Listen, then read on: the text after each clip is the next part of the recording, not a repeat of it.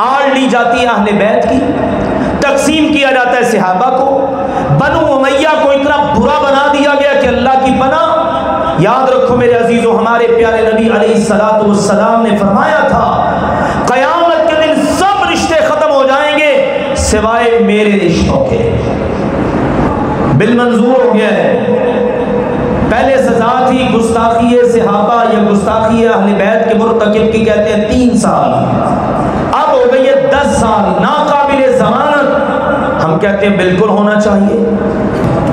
سورۃ الفتح کی آخری آیت میں نے کوٹ کی تھی، اللہ نے صحابہ کا ذکر کرتے ہوئے آخر میں یہ بات کی لِيَغِيظَ بِهِمُ الْكُفَّارِ، صحابہ پر غصہ کن کو آتا ہے؟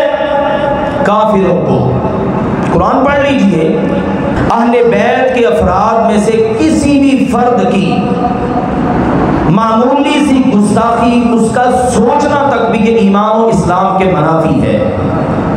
اہل السنت والجماعہ کا موقف، مسلمانوں کا موقف اس وقت وطن عزیز پاکستان میں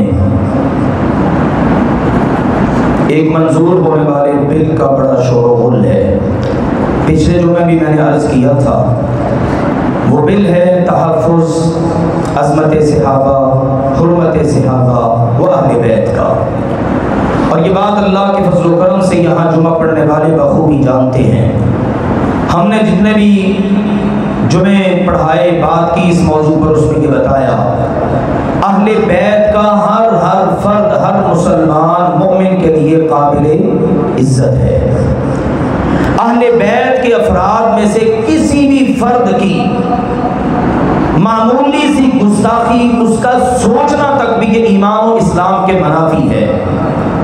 اہل السنت والجماعہ کا موقف، مسلمانوں کا موقف۔ اسی طرح سے نبی پاک صلی اللہ علیہ وسلم کے صحابہ کرام رضوان اللہ علیہم اجمعین، پہلے صحابی سے لے کر آخری صحابی تک، ہر ایک کا ادب احترام کرنا بھی ہر مسلمان مومن پر واجب ہے۔ سورۃ الفتح کی آخری آیت میں نے کوٹ کی تھی، اللہ نے صحابہ کا ذکر کرتے ہوئے آخر میں یہ بات کی لِيَغِيظَ بِهِمُ الْكُفَّارِ، صحابہ پر غصہ کن کو آتا ہے؟ کافروں کو۔ قرآن پڑھ لیجئے، ان پر غیظ آئے گا، غضب آئے گا، مسلمان کو نہیں، مومن کو نہیں، کافر کو۔ بالمنظور ہو گیا ہے۔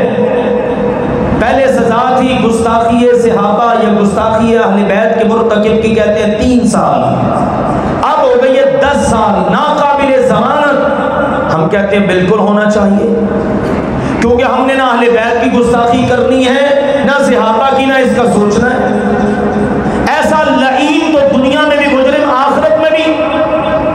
اب آج آ کے کیا ہے، آڑ لی جاتی ہے اہل بیت کی، تقسیم کیا جاتا ہے صحابہ کو، بنو امیہ کو اتنا برا بنا دیا گیا کہ اللہ کی پناہ۔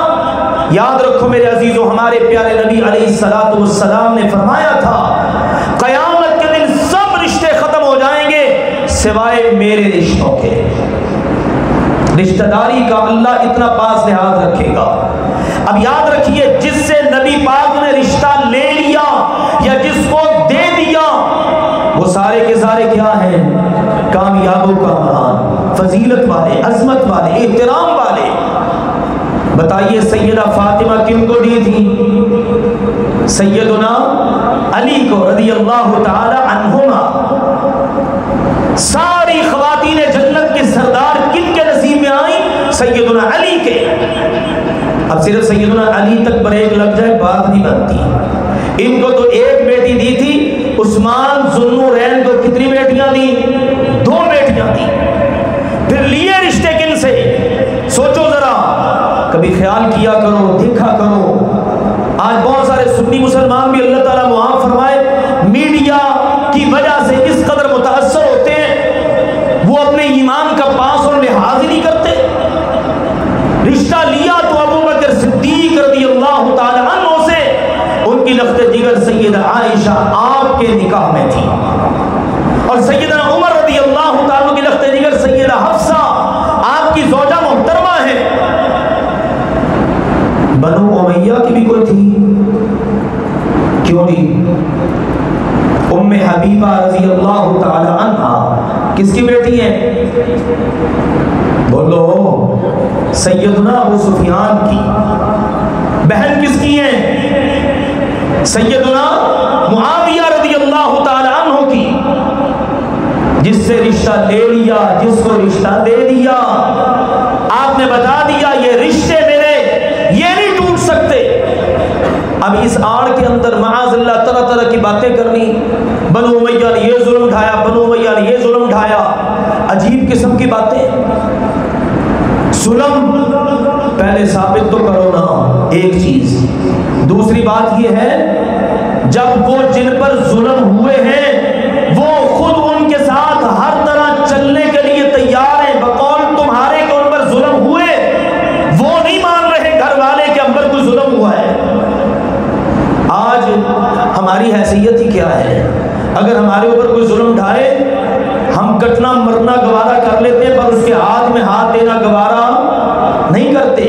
کیا سیدنا حسن رضی اللہ تعالیٰ عنہ معاذ اللہ اتنے رہ گئے تھے کہ بنو امیہ ظلم ڈھا رہے ہیں اور معاویہ رضی اللہ عنہ کے ہاتھ میں ہاتھ دے کر صلح کر رہے ہیں، ان کو اپنا امیر تسلیم کر رہے ہیں؟ کبھی سوچو تو صحیح۔ یزید کو بڑا برا بلا کہتے ہیں۔ اب آپ تو اسی بات کی لگی ہوئی ہے کہ اگر یہ بل منظور ہو کر قابل عمل بن گیا تو پھر صحابہ کی حرمت پر کوئی آنچ نہیں آئے گی، کوئی بد زبانی نہیں کرے گا، کوئی پکڑا گیا تو اس پر مقدمہ درج ہوگا اور وہ بدبخت 10 سال کے لیے جیل کی سلاخوں کے پیچھے ہوگا۔ اب ڈر اسی بات کا بھی، اگر کسی کو ڈر ہی نہ ہو، قرآن تو ہمیں یہ بتاتا ہے کوئی غیر مسلم بھی ہونا اس کے مقدسات کا بھی احترام کرو، اس کے جھوٹے خدا کو بھی گالی نہ دو، قرآن تو ہمیں یہ بتاتا ہے۔ اور ہم ان مقدس ہستیوں کے بارے میں اس طرح کی باتیں کریں۔ سیدنا حسین رضی اللہ تعالی عنہ نے کربلا میں کوفیوں کے سامنے کیا بات رکھی تھی؟ مجھے جانے دو، میں جانا چاہتا ہوں دمشق، وہاں پر جا کر شام میں جا کر وہاں میں یزید کے ہاتھ میں اضع یدی فی یدہ، میں اپنا ہاتھ اس کے ہاتھ میں دے کر بیعت کرنا چاہتا ہوں۔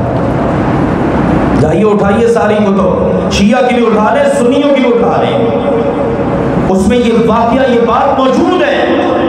اب اگر انہیں ظلم ڈھائے تھے تو پھر ان کے ساتھ اس طرح کے معاملات کرنے کی کیا ضرورت تھی؟ آؤ میرے عزیزوں سمجھو، ایسی کوئی بات نہیں جو پکچر آج پیش کر دی گئی جھوٹے واقعات، من گھڑت واقعات کو بنیاد بنا کر، ایسا نہیں۔ ہم سلام پیش کرتے ہیں ان لوگوں کو جنہوں نے یہ بل پیش کیا اور منظور کروایا۔ اس بل کو قابل عمل ہونا چاہیے۔ اگر ہر کلمہ پڑھنے والا مسلمان، بلکہ صرف مسلمان ہی نہیں، ہر انسان کی عزت ہے، احترام ہے اسلام میں، پھر صحابہ کرام کی قدر و منزلت تو بہت آگے ہے۔